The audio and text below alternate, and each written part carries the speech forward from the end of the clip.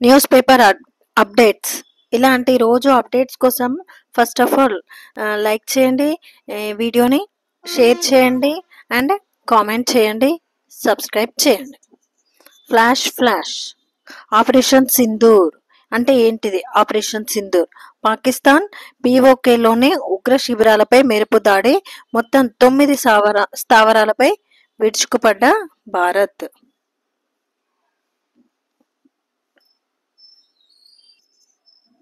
పాకిస్తాన్ పాక్ ఆక్రమిత కాశ్మీర్లోని ఉగ్రవాద శిబిరాలే లక్ష్యంగా భారత్ మంగళవారం అర్ధరాత్రి దాటాక ఆపరేషన్ సింధూర్ పేరుతో విరుచుకుపడింది. అర్ధరాత్రి 1:40 తర్వాత భారత సైన్యం పాక్ పీఓకేలోని స్థావరాలపై నిప్పులు కురిపించింది.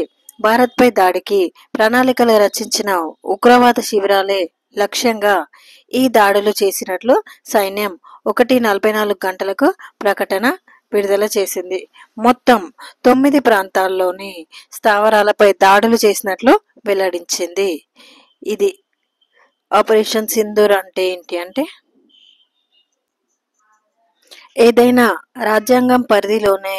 ఇక్కడ చూస్తే ఇదేం దేని గురించి అంటే, తమిళనాడులోని ప్రజలు ఎన్నుకున్న ప్రభుత్వానికి గవర్నర్కు మధ్య ఏర్పడిన వివాదంలో సుప్రీంకోర్టు అత్యంత ప్రాధాన్యం సంతరించుకుంది. సుప్రీంకోర్టు తీర్పుకు అత్యంత ప్రాధాన్యం సంతరించుకుంది.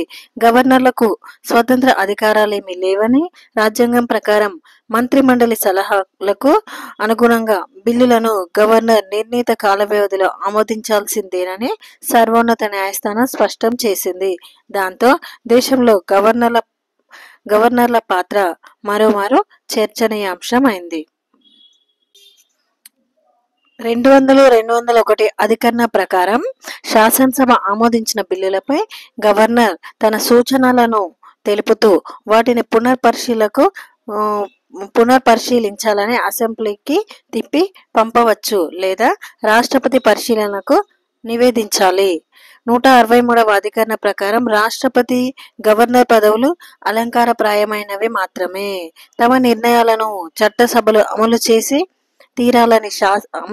తీరాలని శాసించే అధికారం వారికి లేదు.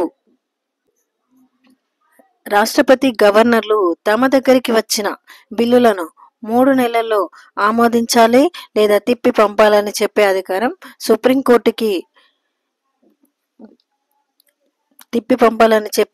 సుప్రీంకోర్టుకు లేదని వాదిస్తున్నారు. కానీ రాజ్యాంగ నిర్మాణ సభలో ఈ గడువును 6 వారాలకు పరిమితం చేయాలనే ప్రతిపాదన వచ్చింది.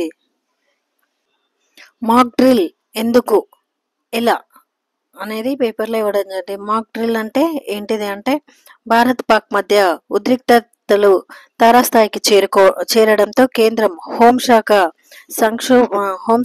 సంక్షోభ సమయంలో పౌరులు ప్రాణాలు ఎలా కాపాడుకోవాలో అవగాహన కల్పించాలని నిర్ణయించింది. ఈ క్రమంలో భాగంగా బుధవారం దేశవ్యాప్తంగా 259 ప్రదేశాల్లో మాక్ డ్రిల్ కార్యక్రమాలు జరగనున్నాయి. దాదాపు 50 సంవత్సరాల తర్వాత దేశవ్యాప్తంగా మాక్ డ్రిల్ చేపడుతున్నారు. కార్గిల్ యుద్ధ సమయంలో ఇవి జరగగా దేశ సరిహద్దుల్లోని జమ్మూ కాశ్మీర్, పంజాబ్, రాజస్థాన్ రాష్ట్రాలకే పరిమితం అయ్యాయి. ఈసారి మాత్రం దేశవ్యాప్తంగా కీలక ప్రదేశాల్లో నిర్వహిస్తున్నారు.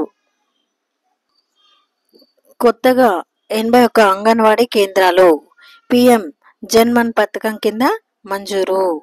గిరిజన ప్రాంతాల్లో సేవలు అందించనున్న అంగన్వాడీలు. ఒక్కో కేంద్రంలో ఒక టీచర్, హెల్పర్ నియామకం.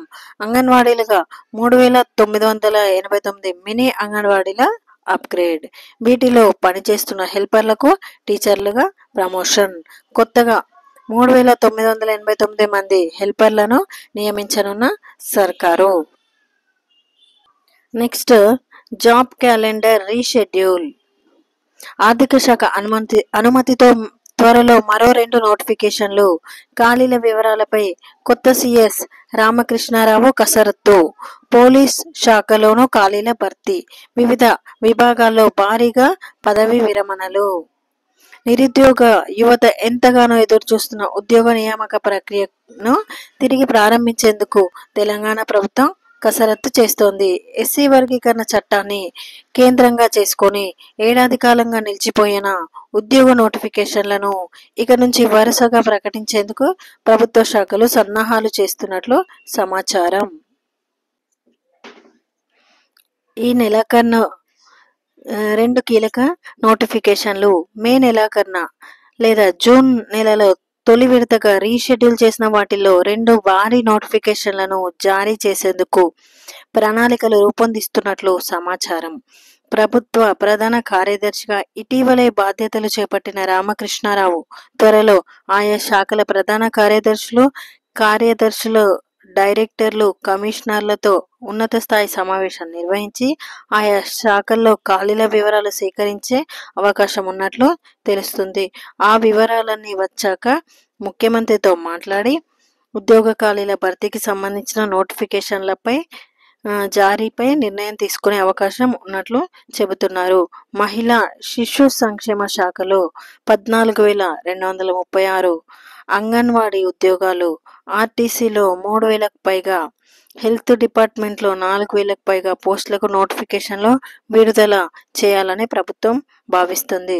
ఆర్టీసీలో 3,000కు పైగా పోస్టులకు ఇప్పటికే అనుమతి లభించిందని ఆర్టీసీ ఎండీ సజ్జనార్ వెల్లడించారు. ఈ 3 విభాగాలను మొదటి విడతలో పూర్తి చేసి యువతకు కొలువులు కల్పించేందుకు ప్రభుత్వం ప్రాధాన్యం ఇస్తోంది. Thank you for watching. ఇలాంటి రోజు అప్డేట్స్ కోసం సబ్స్క్రైబ్ చేయండి. కార్యాచరణ లేకపోతే అవి లక్ష్యాలు కావు. జీవితంలో లక్ష్యాలు ఉంటే సరిపోవు, వాటిని సాధించేందుకు కార్యాచరణకు దిగాలి. లేకపోతే లక్ష్యాలు కేవలం కోరికలుగా మిగిలిపోతాయి. మీ పెద్ద కలలను చిన్న చిన్న లక్ష్యాలుగా విభజించుకొని ప్రతిరోజు వాటి కోసం శ్రమిస్తూ ఉండాలి.